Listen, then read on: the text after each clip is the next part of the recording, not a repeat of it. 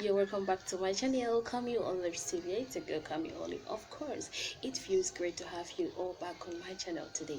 Like I mentioned earlier, today's topic is the 3 seasons of marriage. Now, the number one season is the excitement season. Now, this is when you just got married newly as newly wedded couple, and then you feel like your marriage is perfect, like you see perfection in each other, and then you enjoy your honeymoon, you go out for vacation, spend quality time together, and you know those butterflies in your belly, like everything feels so great, and all of that. You have great sex, you really enjoy each other. It just feels like, oh my gosh, do you understand? So now this lasts for some couples a couple of years. It could be 2 to 3 years, or it could be even one, and then some 6 months. So yeah, this is the number one season of marriage. And then the second one is the commitment season. Oh my god, oh my god. This is when you get to know more about each other. This is when you commit to each other, and for you to pass through this second season of marriage, it requires tolerance and patience. That is why a lot of people, after the first season, which is the excitement season, when they move into the second season, they feel nothing again. This is when you begin to experience new things from your partner, because believe me, that person you're dating is not going to show you their real character. I don't know how I'm going to put it. Not like they are gold diggers, not like they're not being honest with you, but they themselves do not really know how is even going to happen. So you find out that this commitment season is when things feels like, why you begin to question yourself. Why did I even get married to you in the first place? This is not how you do before. You know, all of those arguments, misunderstandings. So it is mostly when couples tend to divorce, because this commitment season is when you even get to know more about each other. Because that first season, you both were like, oh, this is how it's going to be. You don't know that marriage has its ups and downs. It is not bed of roses. Anyone that is going to tell you that marriage is bed of roses, please tell that person that I said they are lying. So this commitment season requires prayer, patience, and tolerance. This is where a lot of people misunderstand themselves a lot. This is where a lot of people begin to cheat. This is where abuse comes in, you know, a lot of challenges. But if you're strong and you can tolerate, and then you have patience, and then you can pray, you'll be able to move into the next one I'm going to talk about now, which is the fulfillment season.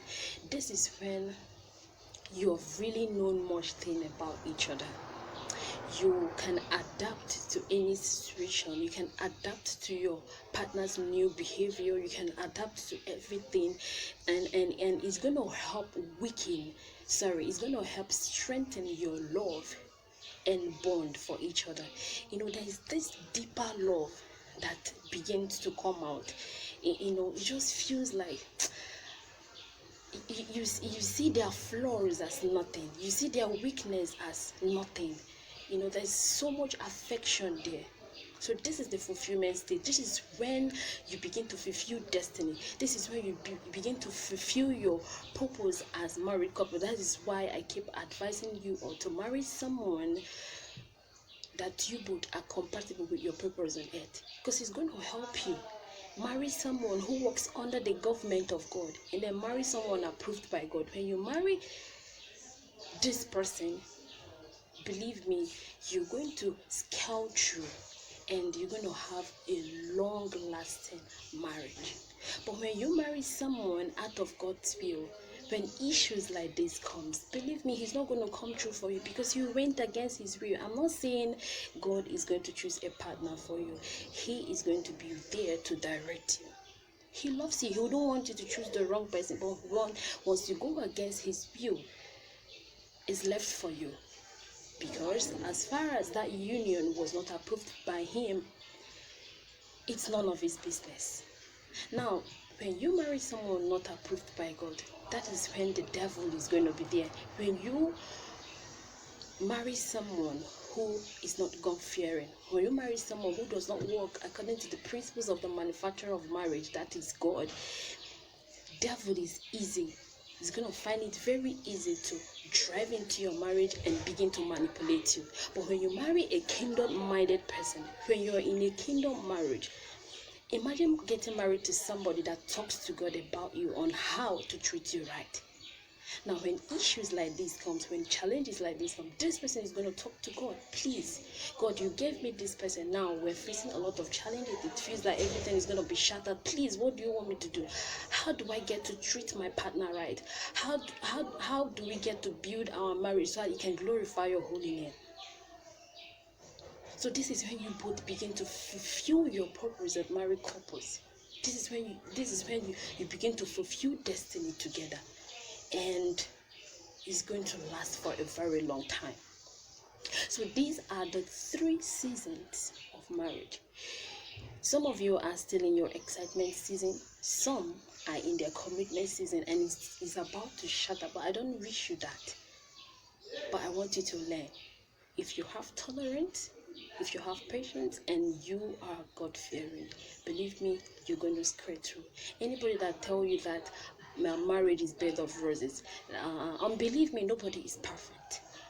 Nobody is perfect. So that is why you need God in your marriage. That is why you should allow God to be the banner over your marriage. So the number 1 is the excitement season, the second one is the commitment season, and then the third one is the fulfillment season.